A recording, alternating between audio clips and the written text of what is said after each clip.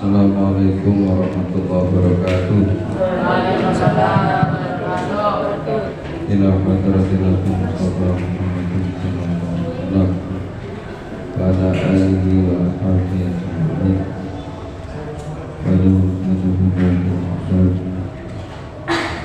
Terima kasih khususnya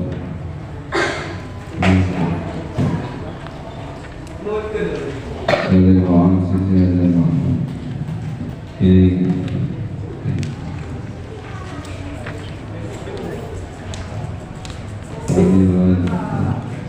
Al-Fatihah.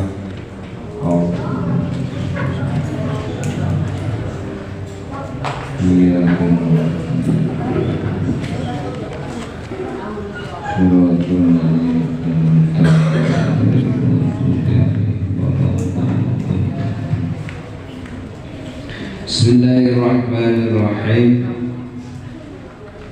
Kemarin mayahrumu al-hadidi wa nufasai as-salatu wa tawafu wa masul mushafi wa hamluhu wa qira'atul qur'ani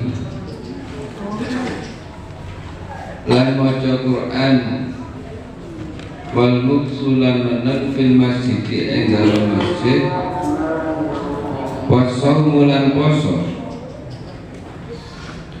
wasawmulan poso wal istimta'ulan amri seneng-seneng wal istimta'ulan amri seneng-seneng bima kelawan anggota baina surati kang ketut ing dalem antarane udel warub batilan dengkun perkara yang diharapkan bagi wanita yang haid dan nifas. Yang jelas pertama sholat, kemudian tawaf, menyentuh mushaf dan membawa mushaf, sama dengan orang yang mempunyai hadas kecil ataupun jinabat hadas ataupun jinabat. Yang nomor 4 membaca Al-Quran. Seperti kemarin sama dengan orang jinabat, perempuan yang haid ataupun nifas ini tidak boleh membaca Al-Quran, hukumnya haram. Tapi kalau di batin atau hanya apa jenisnya umi air tanpa mengeluarkan suara, iku ya ora apa. Wal muksu fil masjid, kemudian bagi orang yang haid dan nifas iki tidak boleh berdiam di masjid. Terus wasaumu iki tidak boleh berpuasa. Sambungane ada seorang cewek jam setengah enam sore nanti moro-moro keluar darah. Nah, maka seketika itu ya puasanya batal. Meskipun kurang beberapa menit masjid maghrib dan wajib mengqadhanya, karena orang yang haid ataupun nifas iki dilarang haram untuk berpuasa.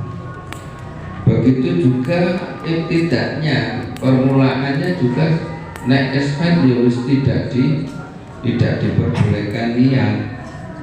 Malam hari juga tidak diperbolehkan niat untuk niat melakukan puasa, karena sudah tidak mengqadhi sudah tidak bisa untuk melakukan ibadah puasa.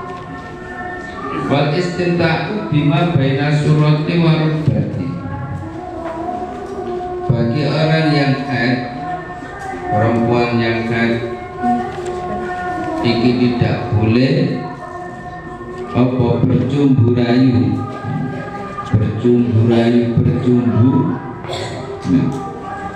anggota di antara lutut dan pusar. Ini haram. Ini khusus orang dewasa, orang yang sudah suami istri, ketika istrinya haid, ini tidak boleh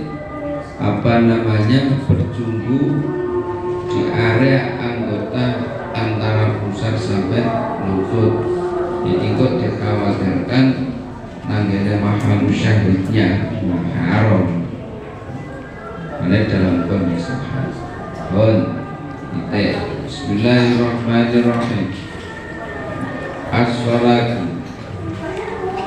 As-sholatu kita wajib harus mengetahui, bisa mengidentifikasi bentuk-bentuk najis dan cara mensucikannya. Najis ini najis mughaladzah, najis mukhaffafah, najis mutawasito. Piye carane ngepel tempat sholat, piye carane wingi lain, apa ubah-ubah nyuci pakaian sing bakal kita buat untuk sholat.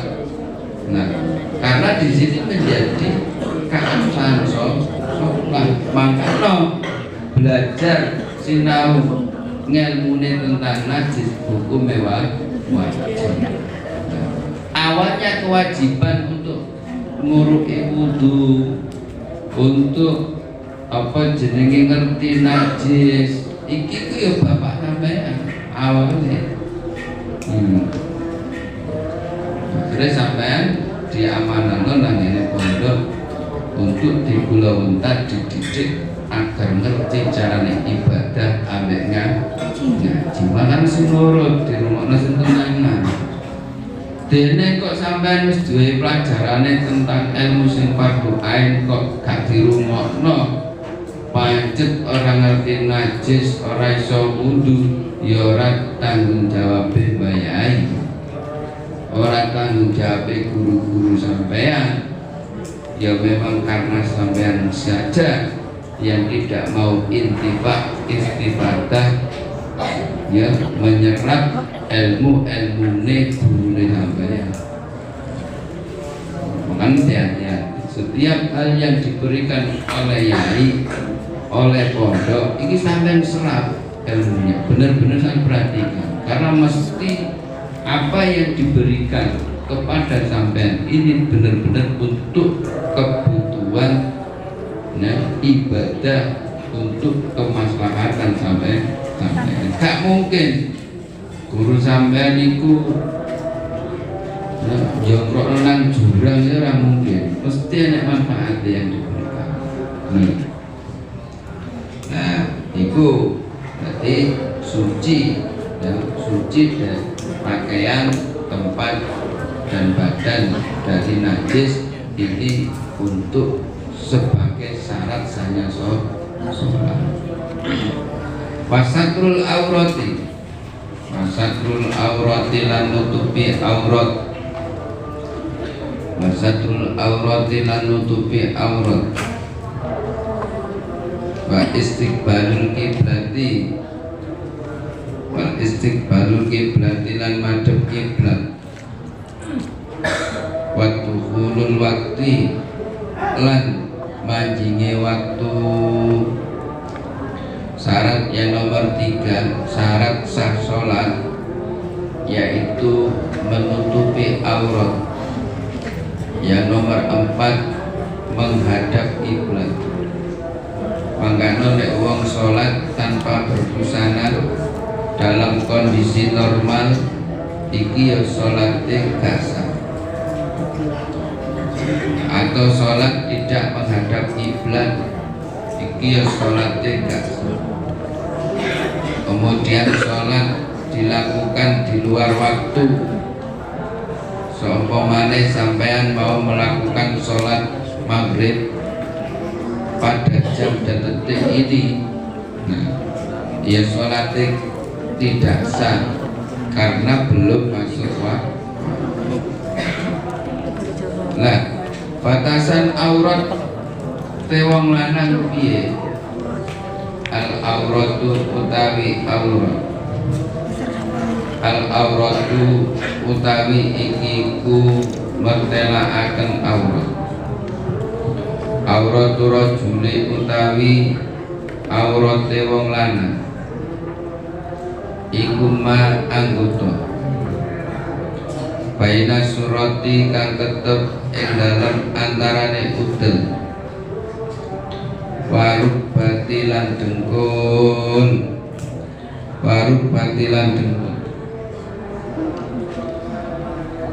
Aurat laki-laki di dalam sholat ini anggota antara pusar dan lutut, berarti rodok maya kalau laki-laki. Berarti seumpamane sampai punya katok oblong, nah, atau sarungan hanya nutupi dengkul nyampe nutupi udel, gak pakai baju, langsung sholat Allahu Akbar ya sah, secara tinjauan fikih sah.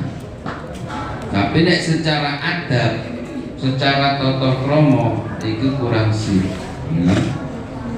Karena wong ngadep Pak Lurah, menghadap pejabat atau sampean arep ngadep yayange, nah duwe iki masyaallah jeneng kelambine dipilih sing awake, sarunge sing larang dhewe,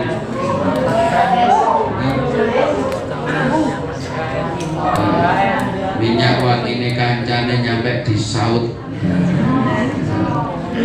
saut digawe wangi, kopiah dawuh gawedi, hanya kepingin menghadap si dia.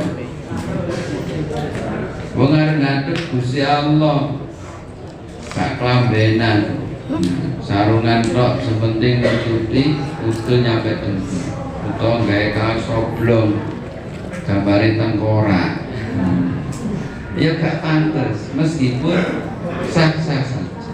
Karena disiapkan sholat, ya, bajune sing apik, nek iso ya dusakan sing kaos apa sing pakai lengan panjang, pakai lengan panjang ngadep nang ngene Gusti Allah, nggawa serban wangi, itu etika. Meskipun kita itu untuk laki-laki cukup menutupi pusar sampai lutut sudah sah, tapi etikanya agaknya kurang pas. Wa auratul mar'ati, wa auratul mar'ati utawi aurate wong wadon al-qurrati kang merdeka iku jami ubadaniha sekabehane badane mar'ah ilal wajha angin wajah wal kafaini lan epek-epek loro, wal kafaini lan epek-epek loro. Sekarang aurat perempuan di dalam sholat untuk qurra yaitu seluruh badannya kecuali wajah dan telapak tangan. Nah, perlu diperhatikan di dalam teknis memakai mukena, dan misalnya kudu ngerti ya, dalam teknis memakai mukena dalam kategori wajah ini tidak seperti jilbaban. Nek kaya jilbaban niku iku masih terbuka wajahnya ya. Jadi kok nanti sebagian iki berbeda dengan wudhu. Nek satrul aurat perempuan di dalam sholat iki harus bagian dari wajah iki ditutupi. Nah, nek apa jenenge membasuh muka di dalam wudhu, maka sebagian kepala atau sebagian leher ini harus terbasuh. Tapi nek di dalam mukena atau di dalam aurat fi sholat fil mar'ati itu beda. Berarti kok nanti dalam menggunakan mukena ini wajib menutup sebagian kepala. Jadi nek mukena itu dipasang ikat nyampe masuk agak ke tengah, batu ketutupan. Terus batas apa jenenge wajah iki telinga iki juga ditutupi. Nah, ditutupi seret nyampe nang ngene janggute. Janggut iki tertutup tidak sampai nang kene. Nah, nek koyo gawe mukena kok sampai koyo jilbaban iki berarti terbuka auratnya. Jadi iki sampai menutupi janggutnya nang kene, gak nang nisor kene. Nek nisor kene maka wajahnya terbuka. Dan tertutup maka bagian sedikit dari wajah yaitu dhuwure janggut iki harus tertutup. Nah, itu untuk perempuan. Kemudian ben duwe adik, duwe ayang, saya tak boleh. Cilik-cilik masih sok ngajar. Dulu sok ngajar. Ya, ini harus paham. Dalam masang mukena turko.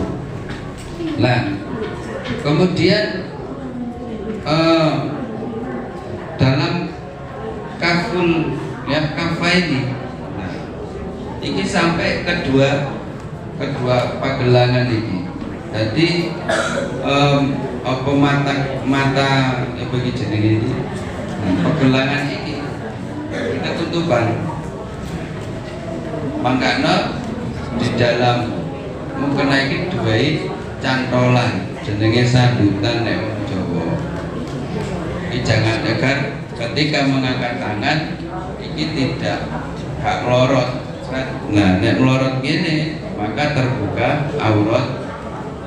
Maka itu dolok cantolane sing dicantol nang kene sehingga ketika mengangkat tangan atau untuk bergerak dalam gerakan sholat ini tidak terbuka. Oleh karena itu ya direkomendasikan sing apa namanya mukena yang terusan, tidak potongan. Tapi kalau mukena yang potongan bisa ya diperbolehkan. Yang penting apa? Iki gawe dalaman sing tertutup, gawe pakaian di dalamnya. Kok dikhawatirkan nek hanya potongan pas Allahu Akbar ngene ketok keleke. Auratnya terbuka. Waktu ruku langsung lembre akhirnya ketok bentang blantong. Lah harus pakai apa? Harus dalam pakai pakaian dalam pakai ya, sing menutupi aurat sehingga ketika waktu bergerak dalam sholat karena memakai mukena yang terpotong iki nek pas waktu terbuka masih tertutup aurat. Tapi yang lebih baik iki pakai mukena sing terusan. Iku bagi perempuan. Sampainya wajib ngerti, ya. Sampainya wajib ngerti lanang. Bismillahirrahmanirrahim. Auqatus sholati. Awqatus sholati utawi pira-pira waktune salat. Awqatus sholati utawi pira-pira waktune salat. Karena di atas disebutkan surutus sikati sholat dukulul wakti, syarat-syaratnya sholat ini masuk waktu. Maka untuk mengetahui waktu sholat ini juga wajib. Nah, awal mula untuk mengetahui waktu sholat ini dengan fenomena alam, dengan gejala alam. Sekarang sudah mudah, kita sudah bisa melihat mengenai jadwal sholat yang sudah terpercaya oleh ahlinya dalam menghitung. Itu juga termasuk salah satu ijtihad berusaha untuk mengetahui waktu masuknya sholat. Nah, tapi semuanya itu berlandaskan ya apa kejadian alam.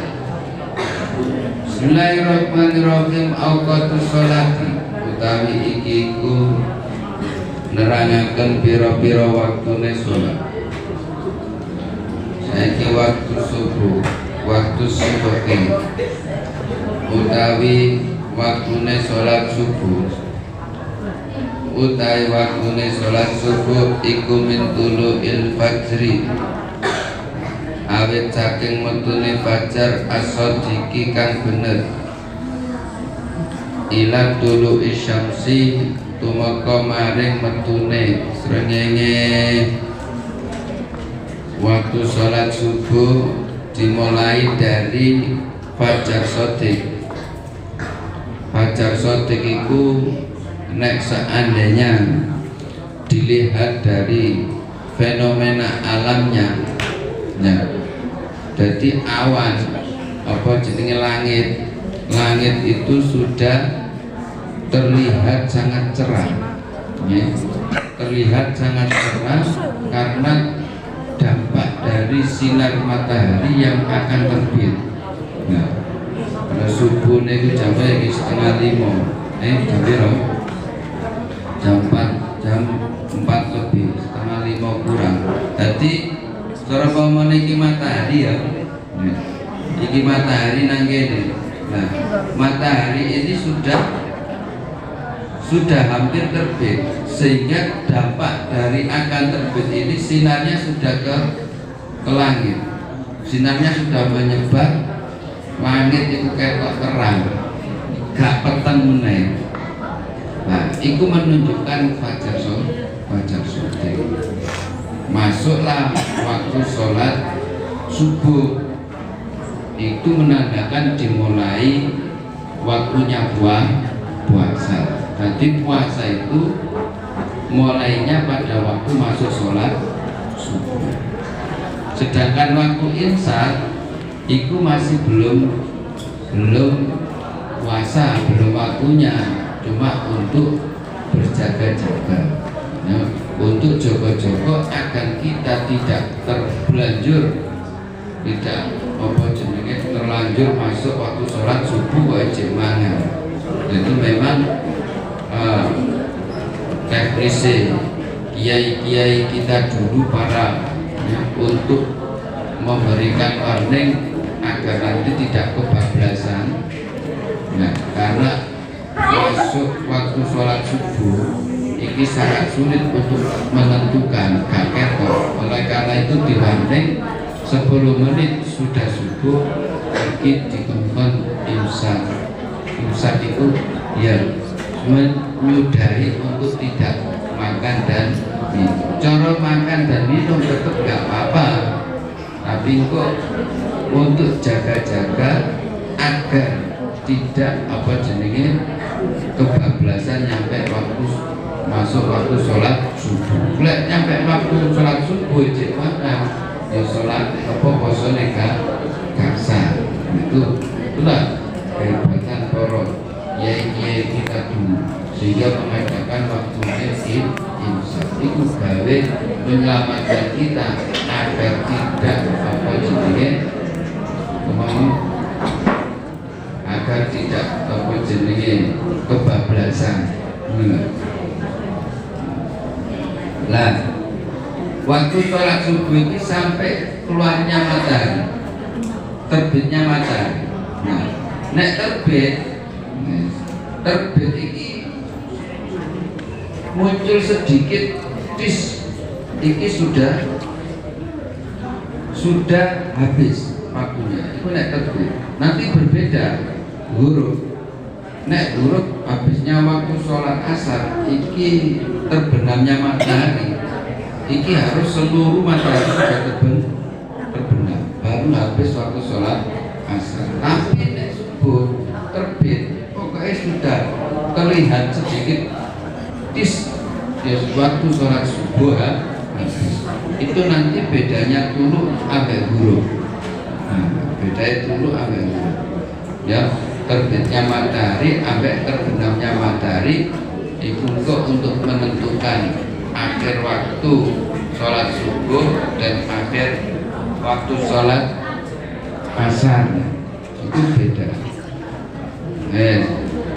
Waktu zuhri utawi waktune sholat zuhur iku men zawali syams awet saking lengsire srengenge ila ayasir maring yen to dadi apa dilu kulli syai'in ayang-ayange saben-saben suwiji iku mislahu sepadane syai' ghairadil istiwa'i sak liyane ayang-ayange waktu istiwa, sak liyane ayang-ayange waktu istiwa. Kemudian yang kedua, cara mengidentifikasi secara fenomena alam waktu sholat zuhur, yaitu waktu sholat zuhur dimulai dari tergelincirnya matahari. Tergelincirnya matahari sampai bayangan sesuatu ini menyamai selain bayangan istiwa. Waktu istiwa, ya, waktu istiwa adalah pada waktu posisi matahari di tengah-tengah bumi. Istiwa ini waktu yang mana posisi matahari di tengah-tengah bumi. Dan ini coro ini enek, ini kayu, ya, kayu. Ini kayu, ini matahari. Maka pada waktu istiwa, kayu ini tidak ada bayangannya, karena pas di lampu. Ini waktu istiwa. Enek nanti bayangan sedikit karena memang posisi matahari agak menyengkang gitu. Enek bayangan sedikit, tapi tidak sampai melebar. Nah, kemudian zawal, waktu zawal ini ketika tangkene, nah, kemudian waktu sholat zuhur ini pada waktu zawal samsi, ini waktu istiwa. Nah, kemudian matahari geser ke barat. Nah, geser ke barat ini jenenge zawal, matahari tergelincir. Nah, ketika setelah waktu istiwa kemudian matahari geser atau tergelincir ke barat, ini masuklah waktu sholat zuhur. Sampai kapan? Sampai bayangan sesuatu ini menyamai. Jadi ini andaikan ini 1 meter ya, andaikan ini 1 meter, ini 1 meter. Nah, maka otomatis matahari semakin tergelincir ke barat, maka bayangan ini semakin panjang. Nah, nanti kok semakin ke barat sampai pada titik bayangan ini sama dengan kayu, ukuran kayu ini yaitu 1 meter, ditambah sedikit bayangan istiwa. kok wis podo bayangan kayu niki 1 meter ya, kemudian langsung tergelincir lebih sedikit terus lebih 1 meter lebih bayangannya, maka masuk sholat maghrib. Iku maksudnya ya ila ayasira dulu kulli syai'in mislahu ya.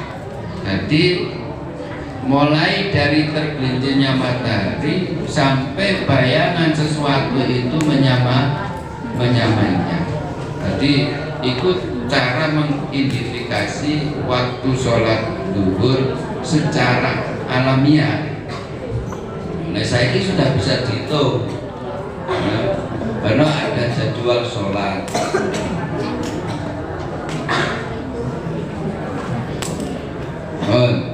Bismillahirrahmanirrahim.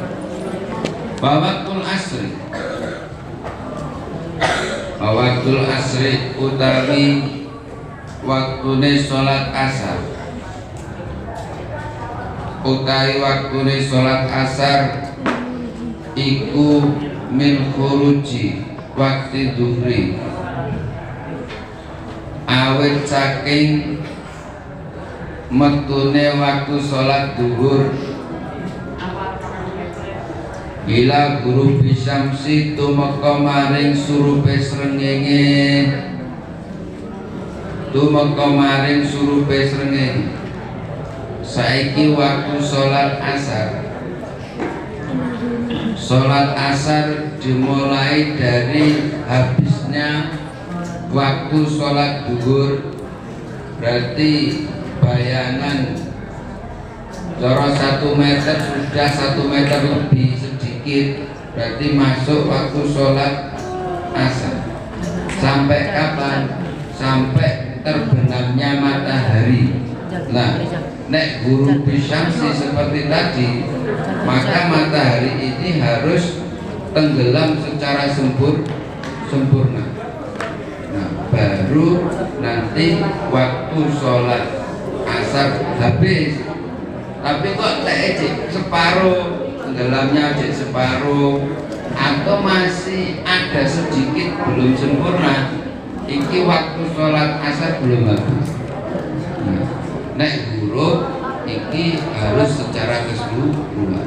Nek ulu ketika terbit dalam menentukan waktu sholat subuh, iki habisnya ketika sudah meletak tuluk sedikit srit, iki waktu sholat subuh sudah habis, tidak sampai menunggu sempurnanya matahari terbit. Tapi nek huruf, nek terbenam, iki sampai terbenamnya matahari secara sempurna, baru waktu sholat asar iki habis.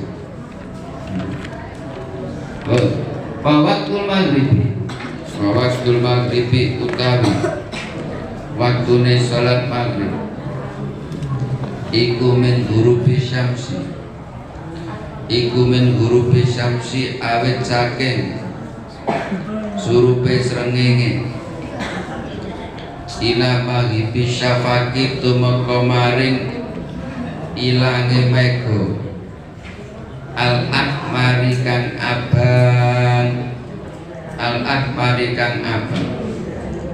Waktu sholat maghrib iki dimulai dari terbenamnya matahari sampai hilangnya awan yang berwarna merah, hilangnya awan yang berwarna merah yang ada di langit ya.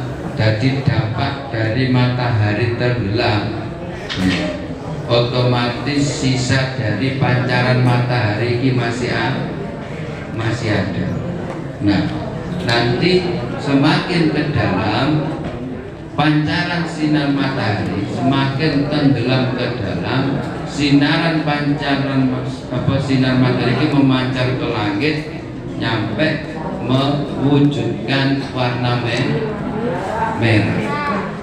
Nah, nanti ku naik langit yang berwarna merah akhirnya menjadi kuning terus putih hilang, baru waktu sholat maghrib habis.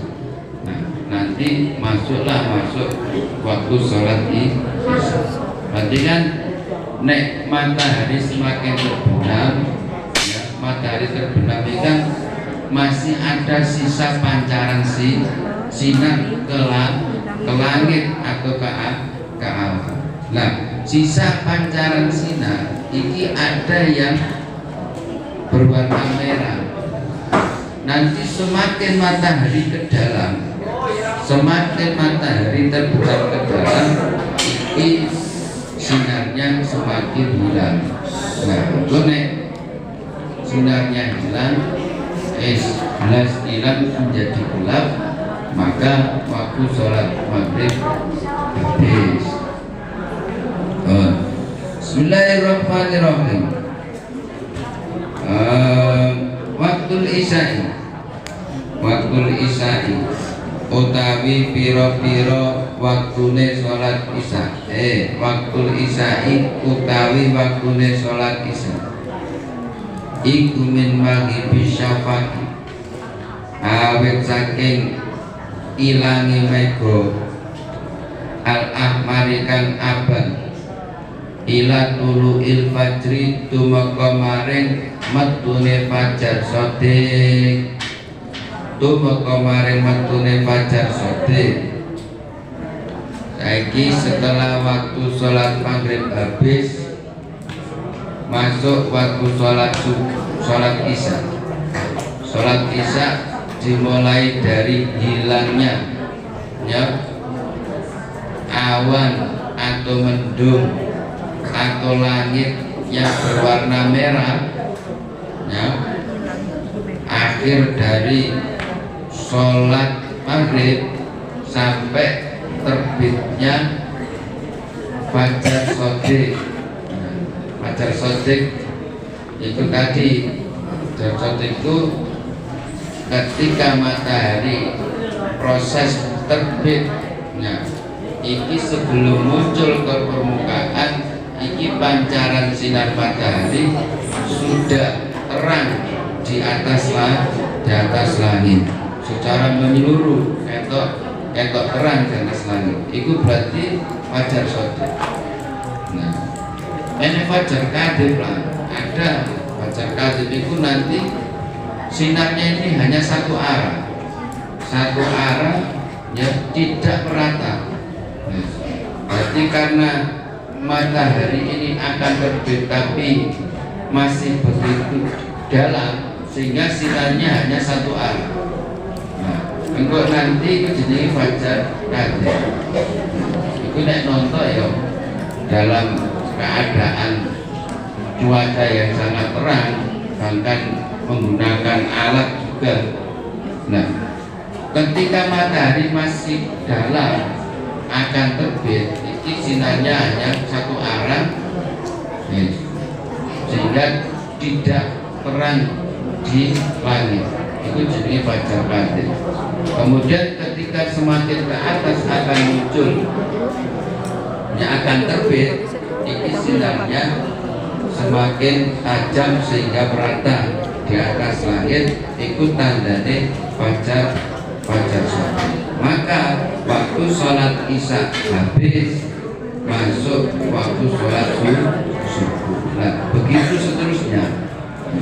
Itu adalah teknis untuk mengidentifikasi waktu masuknya sholat 5 waktu dari tinjauan fenomena alam. Nah, satunya dikembangkan kemudian bisa dihitung dengan ilmu falak. Dengan ilmu falak bisa dihitung sehingga sampai adanya jadwal masuk waktu sholat. Gus sudah cukup untuk ijtihad, untuk mengidentifikasi masuknya waktu sholat. Bismillahirrahmanirrahim.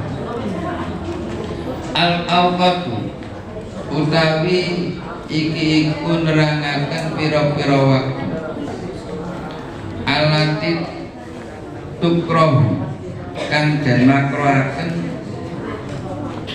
fiha ing dalem awqat apa sholatun nafilati, sholat sunnah. waktu yang dimakruhkan untuk melakukan sholat sunnah. Nah, makruh nang kene makruh takrim haram, nah, tidak boleh dilakukan ketika tidak ada sebab dan nanti sholatnya juga dinyatakan tidak sah.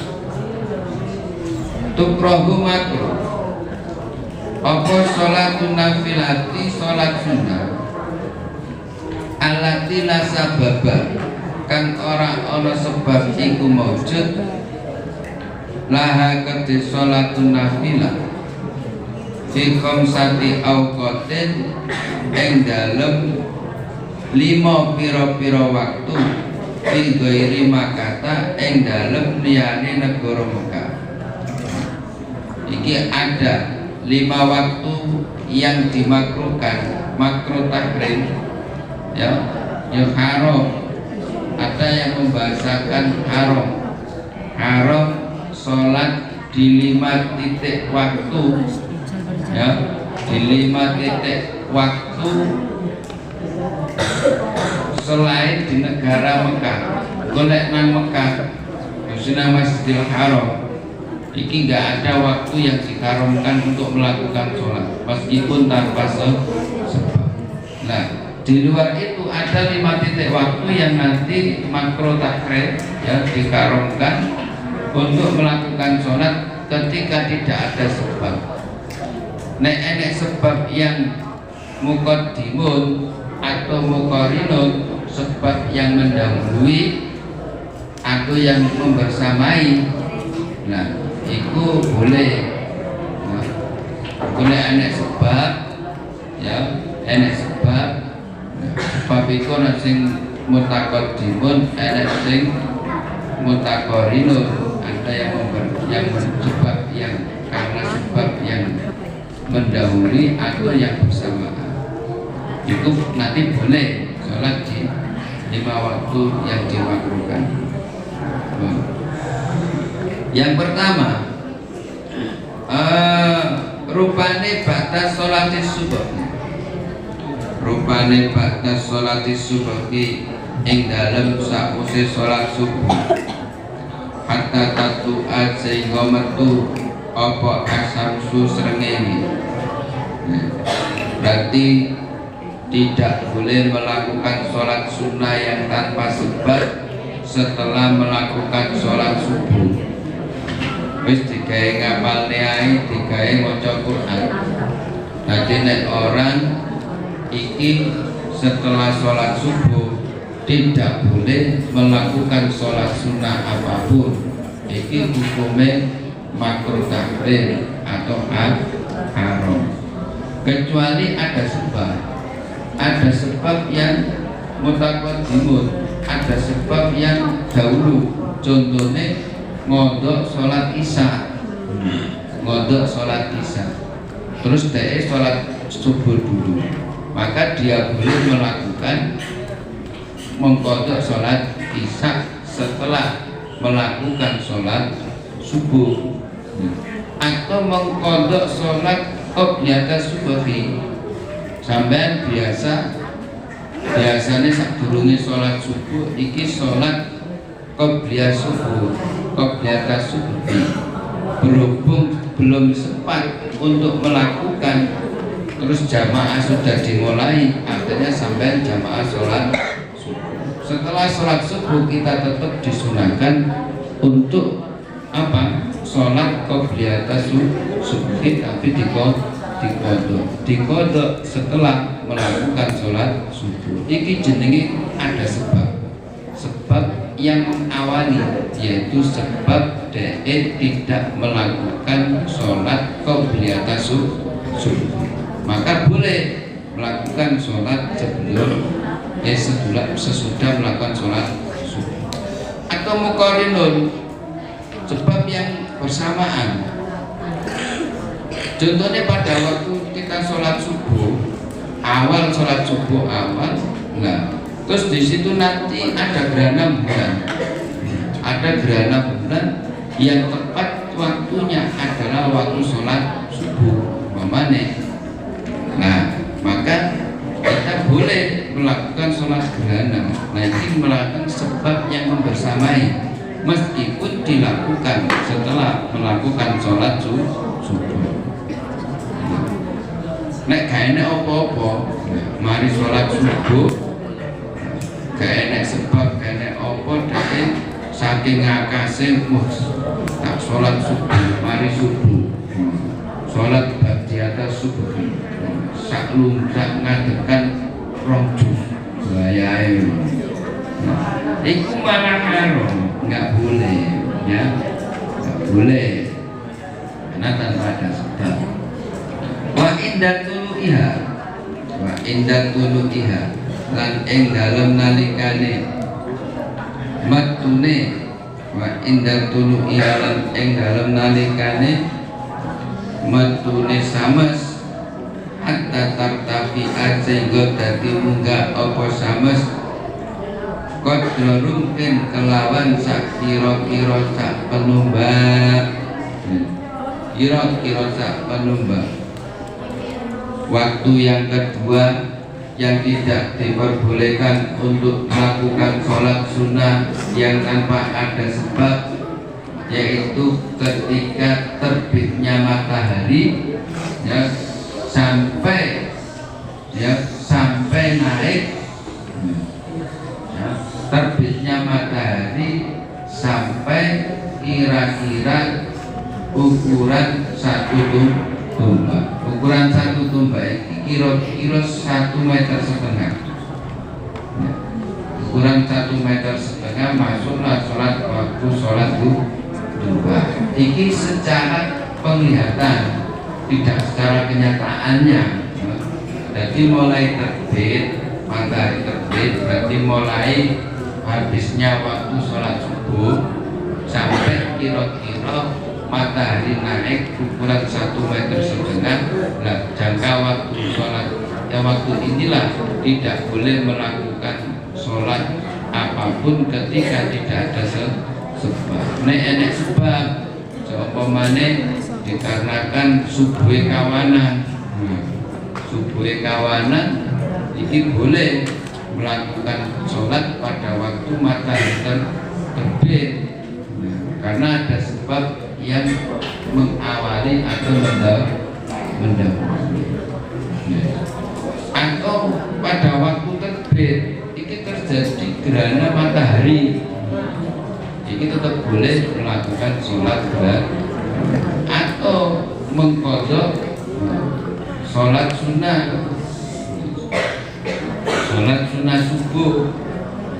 Waktu sholat biasanya sampai waktu sebelum sholat subuh ini istiqomah sholat qobliyah subuh ini lagi mepet waktunya. Nah, mepet waktunya akhirnya sampai sholat subuh di dalam waktu, kemudian setelah itu habis waktu sholat subuh sampai belum melakukan sholat qobliyah subuh, maka boleh mengqadha sholat qobliyah subuh pada waktu posisi matahari sudah terbit. Nah, itu jenenge sabab sing mutakon wa indal istiwa'i